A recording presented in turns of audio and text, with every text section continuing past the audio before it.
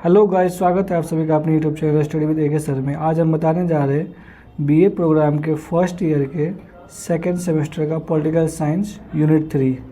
Topic का नाम है प्रधानमंत्री, प्राइम मिनिस्टर। तो भारत एक लोकतांत्रिक देश है और संविधान द्वारा भारत में संसदीय लोकतंत्र की स्थापना की गई है। इस व्यवस्था में दो कार्यकारी मुखिया होते हैं। पहला का नाम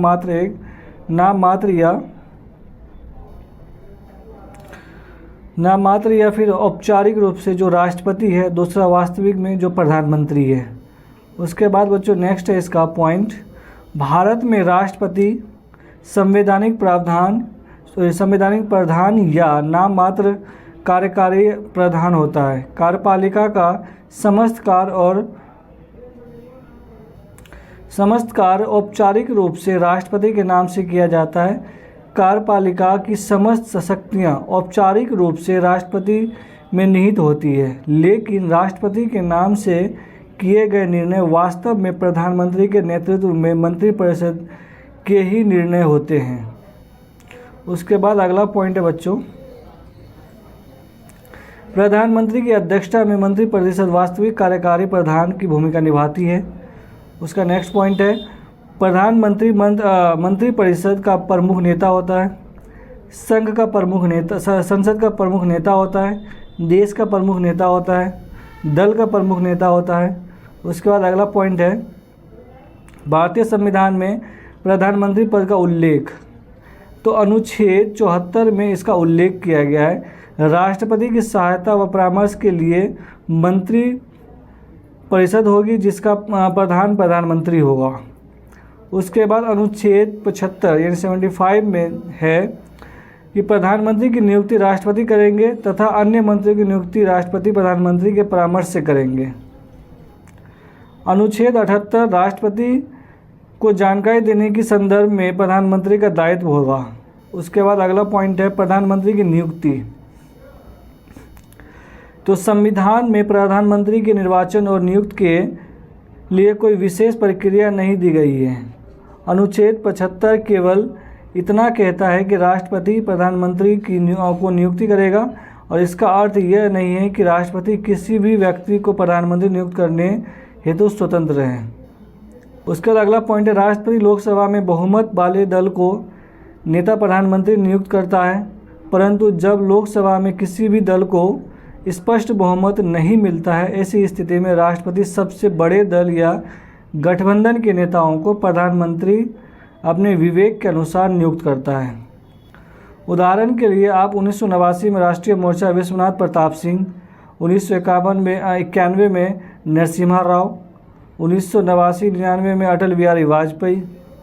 अगर किसी प्रधानमंत्री की आकस्मिक मृत्यु हो जाए और उसका कोई स्पष्ट उत्तराधिकारी ना हो, तो ऐसे समय में भी राष्ट्रपति अपने विवेक के आधार पर प्रधानमंत्री नियुक्त कर सकता है। अगला पॉइंट है, प्रधानमंत्री की योग्यता क्या होना चाहिए।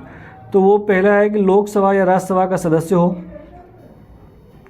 अगर दोनों में से किसी का सदस्य नहीं है, ऐसी स्थिति में 6 माह के अंदर किसी भी सदन का सदस्य होना अनिवार्य है। उसका अगला पॉइंट है इसका, प्रधानमंत्री बनने के लिए कम से कम 25 वर्ष आयु होनी चाहिए, लेकिन प्रधानमंत्री की अधिकतम आयु की कोई सीमा नहीं है। कोई व्यक्ति कितनी बार प्रधानमंत्री बन सकता है, कितनी बार भी प्रधानमंत्री बन सकता है, ये भी कोई फिक्स नहीं किया हुआ। अगर किसी के पास बार बार बहुमत आता है तो वो बार बार प्रधानमंत्री बन सकते हैं। उसके बाद अगला है इसका कार्यकाल, टेन्योर कितना होता है। तो प्रधानमंत्री राष्ट्रपति की इच्छा अनुसार अपने पद पर बना रहता है और इसका अर्थ यह नहीं कि राष्ट्रपति किसी भी समय प्रधानमंत्री को उसके पद से हटा सके।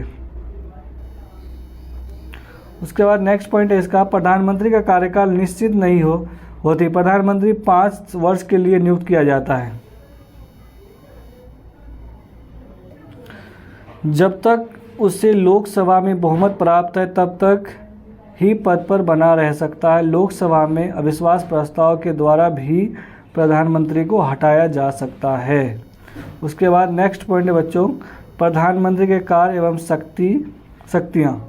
संसदीय शासन व्यवस्था में कार्यपत्रिका का वास्तविक अध्यक्ष प्रधानमंत्री होता है।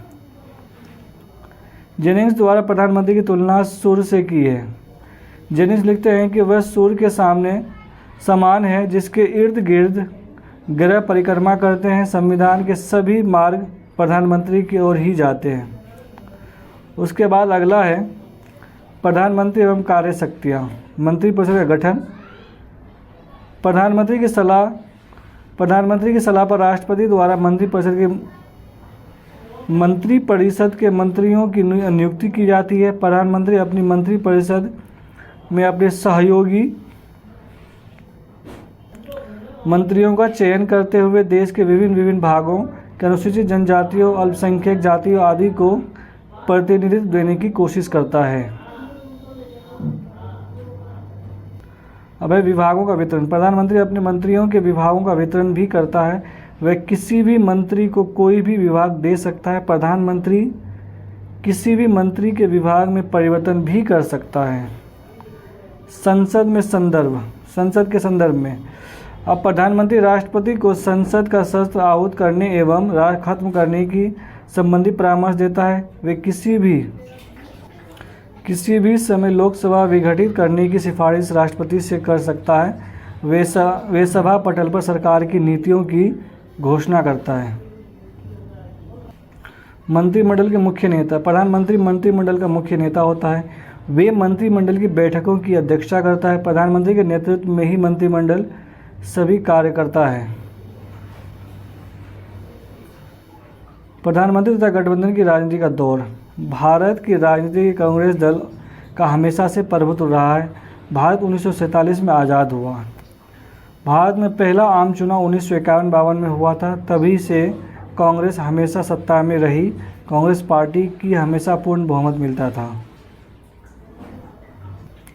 1977 में आपातकाल के बाद जब भारत में चुनाव हुए तब पहली बार भारत में कोई गैर कांग्रेसी सरकार बनी और यह पहली गैर कांग्रेसी सरकार पूर्ण बहुमत वाली सरकार नहीं थी, बल्कि यह एक गठबंधन सरकार थी। जनता पार्टी के प्रमुख मोरारजी देसाई इस गठबंधन सरकार में प्रधानमंत्री बने थे। उसके बाद नेक्स्ट पॉइंट है बच्चों, यह सरकार ज़्यादा समय तक नहीं चल पाई। 1980 में चुनी गई चुनाव में कांग्रेस दोबारा आई और उसे फिर सत्ता हासिल, लेकिन भारतीय राजनीति में उसी गठबंधन का दौर शुरू हुआ था। वर्ष 1989 में भारत में गठबंधन की राजनीति की शुरुआत हुई थी। 1989 से 2014 तक जितनी केंद्र में सरकारें बनी सभी गठबंधन सरकारें थी। इस तरह कहा जा सकता है कि भारत में पूर्णतः गठबंधन का दौर 1989 में ही प्रारंभ हुआ था। बच्चों यहाँ थोड़ा विजुअल सही नहीं है, लेकिन मैं सही से बोल दे रहा हूँ। कांग्रेस ने अपना गठबंधन यूपीए बनाया, जबकि भाजपा ने अपना गठबंधन एनडीए बनाया। ये वाला पॉइंट ये है। वो वाला पॉइंट आप यहाँ देख सकते हैं। कांग्रेस ने अपना गठबंधन यूपीए बनाया, जबकि भाजपा ने अपना गठबंधन एनडीए बनाया था। तो बच्चों यहाँ से टॉपिक 1 समाप्त होता है। इसी चैप्टर का हम टॉपिक 2 बनाएंगे, जो इसका हम लिंक आपको डिस्क्रिप्शन में डाल देंगे इस वीडियो के। आई होप ये वीडियो आपको अच्छी लगी होगी। अगर आप हमारे चैनल पर नए हैं तो प्लीज़ हमारे चैनल को लाइक, शेयर और सब्सक्राइब जरूर कर दीजिएगा। धन्यवाद।